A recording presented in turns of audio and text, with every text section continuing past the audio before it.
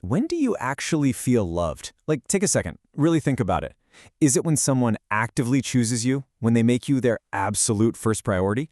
Or maybe it's when they take care of you. Those feelings are beautiful, absolutely beautiful, but there's a bit of a hidden danger here. Just how quickly can that deep, wonderful desire to be chosen secretly morph into an unhealthy necessity? Like, when does love stop being this conscious choice we make and start feeling like something you literally cannot survive without? Welcome back to The Explainer. I am absolutely thrilled you're joining us today because we have a fascinating and frankly incredibly important mission ahead of us. We're going to unpack the actual science and psychology behind relationships to answer a question we pretty much all face at some point. How do we actually distinguish healthy, evolving love from the kind of suffocating trap of emotional dependency? Because at the end of the day, love should absolutely help us grow, not make us completely lose our sense of self. So, here's our roadmap for today's Explainer. We've got a clear 5-step evolution arc. We're looking at the anatomy of healthy love, the signs of emotional dependency, the impact on personal growth, some really timeless Stoic wisdom for relationships, and finally, actionable steps to reclaim your autonomy. Okay, let's just dive straight into Section 1. The anatomy of healthy love, from passionate highs to companionate bonds. Because look, love isn't just a feeling, right? It's a profoundly physical, neurological event. It's fascinating to contrast the frantic, dopamine-fueled anxiety of early passionate love with the stable, oxytocin-driven security of long-term companionate love. Think about that time, we've all been there, where you couldn't eat or sleep because you were just waiting for a text back. Your brain was acting remarkably like it was addicted. You get this massive surge of dopamine and norepinephrine, while your serotonin actually drops the levels seen in people with obsessive-compulsive disorder. Literally, that's why you can't stop thinking about them. But as relationships mature, that neurochemical cocktail changes. The wildfire kind of settles into a steady flame. Oxytocin and vasopressin take over, creating this deep attachment, calm, and true security. And this clinical foundation really highlights Bowen's family systems theory, which focuses on how people manage conflict and repair in romantic relationships. Research actually shows that our early attachment figures lay the groundwork for how we relate later in life. It perfectly demonstrates that as individuals mature, it's absolutely crucial we achieve a healthy balance between two fundamental human dimensions, attachment and autonomy. So, the crucial point here is understanding this core psychological concept called differentiation of self, or DSO. This is really the ultimate balance. It basically means you can be intimately connected to your partner, you can care deeply for them, but you don't lose your individual identity in the process. People with a high differentiation of self, they can stay totally grounded during an argument. They don't just absorb their partner's anxiety, and they don't have to shut their partner out just to feel safe. They are deeply connected, yet completely autonomous. Let's move right along to Section 2, Signs of Emotional Dependency, when desire becomes a necessity. This is where the lines between caring and clinging get dangerously blurred. We really have to challenge these cultural tropes that romanticize possessiveness. I mean, think of every love song or rom-com that feeds us lines like, "You are my everything," or "I can't live without you." While they sound incredibly romantic, and they do, they so often disguise an underlying deficit in self-sufficiency. Seriously, ask yourself, if your partner is literally your everything, well, what's left of you? This is exactly where love starts shading into emotional dependency. When we look at the common red flags, it becomes super clear that emotional dependency functions way less like actual love and more like a mechanism to manage unresolved fears and deep-seated insecurities. Being driven by need rather than choice, a constant fear of abandonment, needing endless reassurance, feeling completely worthless without a partner, or having severe anxiety when separated. When you're emotionally dependent, your emotional thermostat is basically controlled by someone else. Have you ever had your entire evening totally ruined just because your partner came home in a bad mood? Or maybe your self-worth just plummets if they're preoccupied. You aren't choosing them out of joy at that point. You're gripping them out of a desperate need to not feel empty. Which brings us to Section 3, Impact on Personal Growth, Losing Your Autonomy.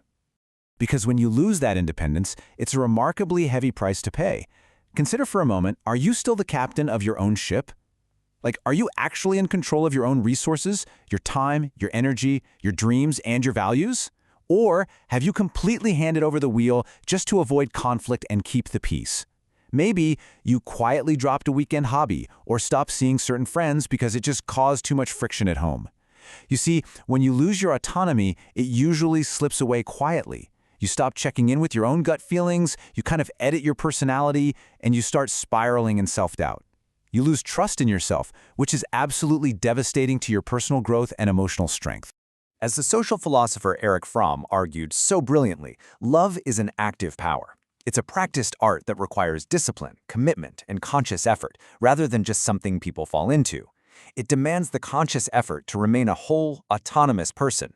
You don't prove your love by shrinking yourself down to fit into someone else's life, right? You prove it by showing up fully as yourself, practicing the art of loving with discipline and true commitment.